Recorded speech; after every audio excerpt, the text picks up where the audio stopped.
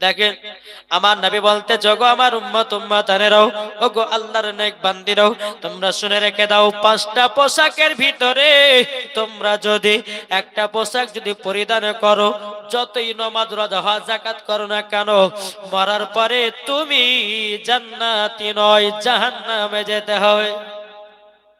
তাহলে এক নম্বর পোশাক আমার নবীজি বলেছি, ও মহিলা, ও গো আমার খাতুনে জান্নাতে নারীরা শুনে রেখে দাও, এক নম্বর পোশাক হলো বাবাজি টাইট পোশাক।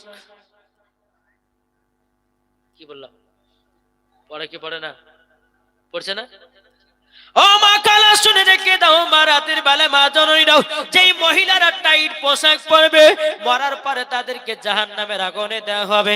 ওগো মা জননী, তোমার বডি দেখাচ্ছ যুবককে, আল্লাহ পাক আল্লাহ তাআলা বলতেছেন পবিত্র কোরআনের মধ্যে, হুন্না লিবাসুল লাকুম ওয়া আনতুম লিবাসুল লাহুন্না, স্ত্রী হলো স্বামীর পোশাক, স্বামী হলো স্ত্রীর পোশাক।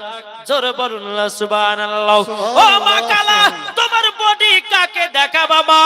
তাই এবার আল্লাহ পাক আল্লাহ তাআলা বলছো, গো বান্দিরাও, তোমরা জীবনে কোনদিন তোমরা টাইট পোশাক পরবে না। যে মহিলা টাইট পোশাক পরে দুনিয়া থেকে বিদায় নেবে বাবাও, তাকে মরার পরে জাহান